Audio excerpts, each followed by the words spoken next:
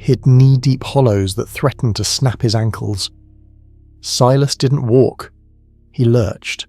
He fell. He crawled. Every time he hit the ice, the desire to stay down was seductive. The cold whispered to him, promising sleep, promising an end to the shivering. "Just close your eyes," the wind murmured. "It's warm in the dark." But then a wet nose would shove into his ear. Barnaby wouldn't let him stop. The dog grabbed the sleeve of the heavy wool coat and pulled.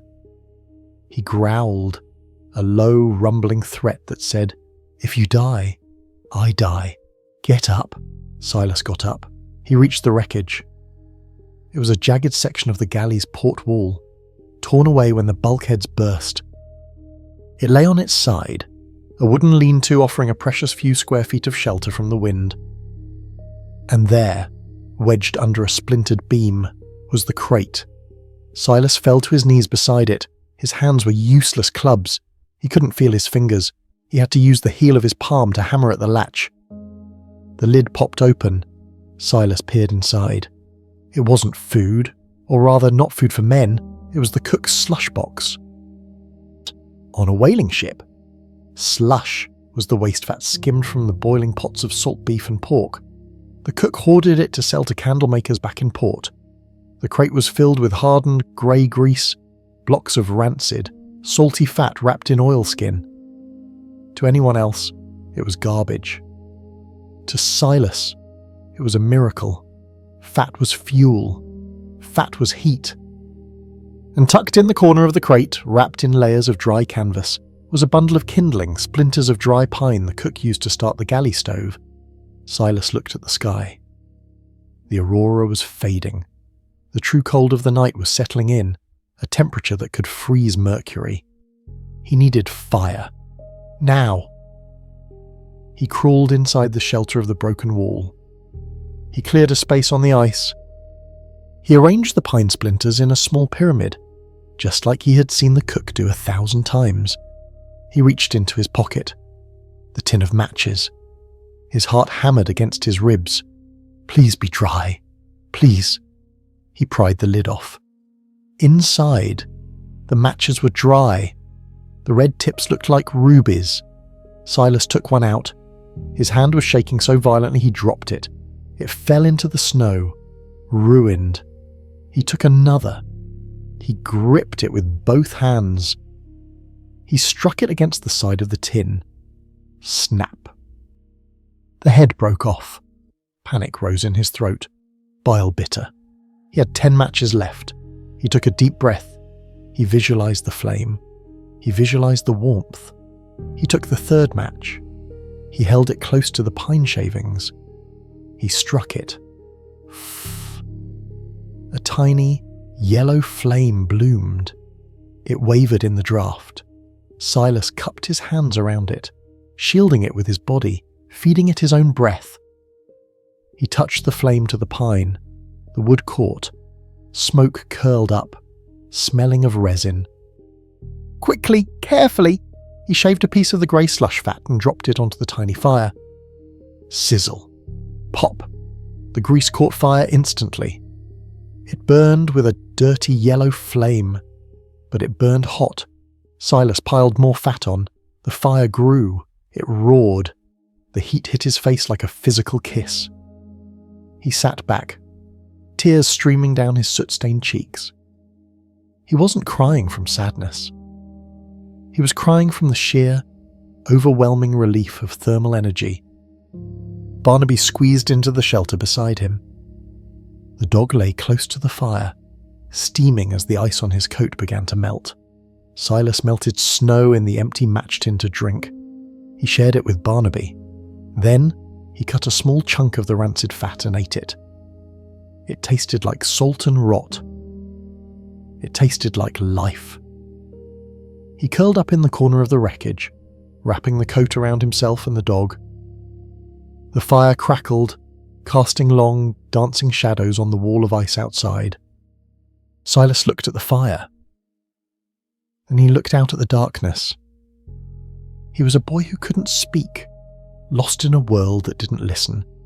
But he had fire. He had a knife. He had a dog. and he had ears that could hear the ice singing. He closed his eyes. For the first time in his life, the silence wasn't empty. It was waiting. Chapter 6. The Captain's Shadow. The fire was dying. The grease-soaked pine splinters had burned furiously, a brief, violent protest against the cold, but now they were reduced to glowing embers. The heat, which moments ago had felt like a furnace, was retreating. The Arctic cold pressed in from all sides, a patient, heavy predator waiting for the light to fail. Silas huddled deeper into the captain's coat. The coat! It was a fortress of heavy wool and leather, lined with fur. It was the warmest thing Silas had ever touched. But it was also a haunted object. Even here, amidst the scent of burning fat and sea salt, the coat smelled of him. It smelled of Captain Thorne, a mixture of expensive tobacco, dried blood, and the metallic tang of authority. Wearing it felt like being embraced by a ghost. Silas shivered, but not from the cold. He felt small inside the garment, a child playing dress-up in the skin of a monster. The collar was stiff, scratching his neck where the captain's beard would have rubbed.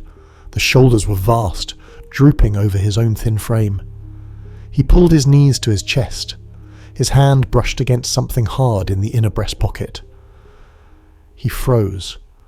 On the ship, to touch the captain's property was to invite a flogging. The instinct to pull his hand away was visceral, ingrained in his muscles by weeks of terror. But Thorne was gone. The ship was gone. There was no law here but the ice. Silas reached into the pocket. His fingers closed around cold metal. He pulled it out. A pocket watch. Gold. Heavy. The glass face was cracked. A spiderweb of fractures freezing the time at 3:14. The moment the ship died, he turned it over. Engraved on the back were the words, "Time waits for no man. Gold waits for the bold." Silas stared at it. It was worth more than he'd earned in his entire life. But here, on this ice floe, it was worthless. You couldn't eat gold. You couldn't burn gold. He put it back. He reached into the other pocket. This one felt different. It was a thick, rectangular object wrapped in oilskin. He pulled it out. He unwrapped the oilskin carefully, his soot-stained fingers trembling. It was a book. Not the official ship's log, that would have been large. Bound in canvas. This was smaller, a private journal, leather-bound, worn at the edges. Silas opened it to the first page. The handwriting was sharp, angular, like barbed wire. May 4th, 1850. The crew suspects nothing as they think we hunt whales. Let them think it. Blubber pays the wages, but the destination pays the destiny. Silas frowned. He turned the pages, skipping the mundane entries about wind direction and provisions. He was looking for... he didn't know what. A confession? A reason? He stopped at an entry dated 2 weeks ago. The boy. The mute. I caught him staring at the charts today.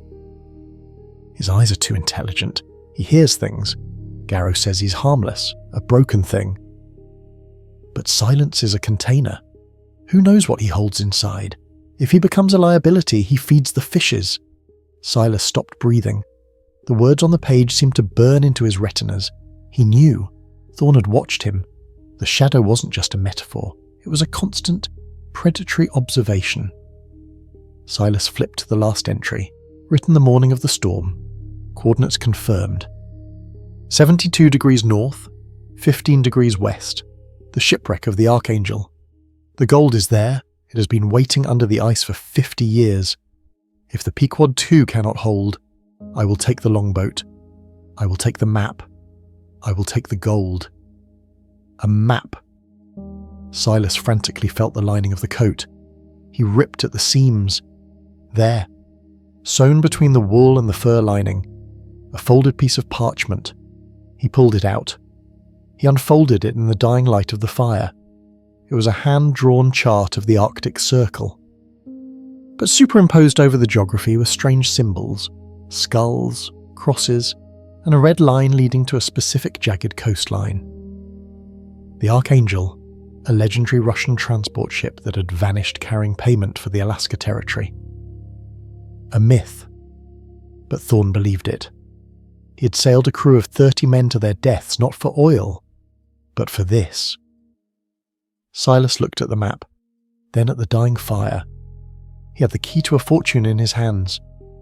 He was the richest boy in the world, and he was going to freeze to death in about 2 hours. A bitter, silent laugh shook his chest. He looked at the map. It was thick paper, good quality, dry. He looked at the embers. They were fading to grey ash. The cold was creeping in, biting at his toes, stiffening his fingers. Silas made a choice. He tore the corner of the map. Right. He crumpled the piece of the treasure map and tossed it onto the embers. The paper curled, blackened, and then, poof, a small yellow flame danced up.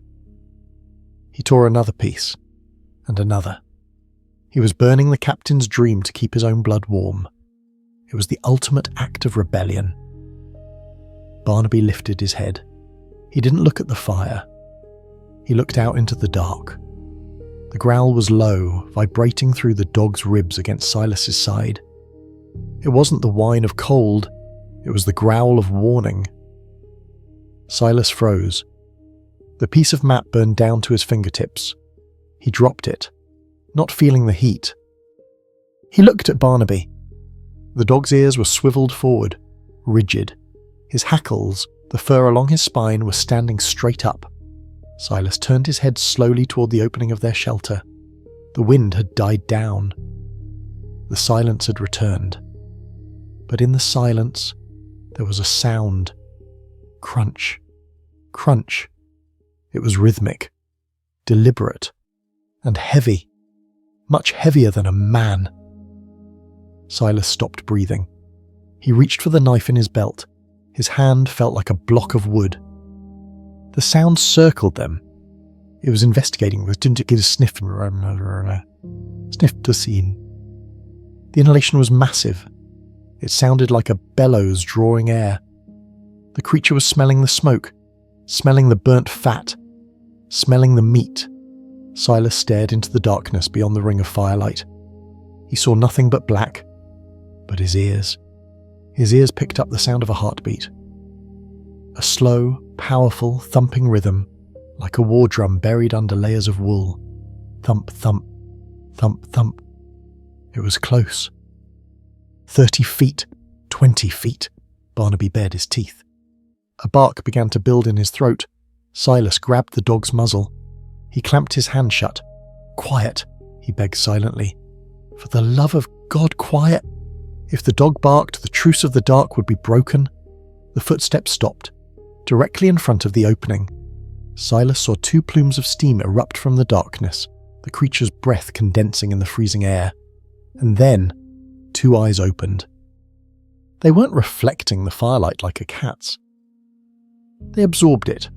Small, black, intelligent eyes set in a massive, white head that seemed to materialize out of the snow itself. The white ghost. The king of the ice. The polar bear.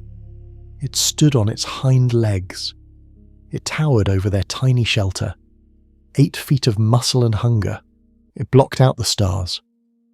It looked at the fire. Then it looked at Silas. It didn't roar. It didn't charge.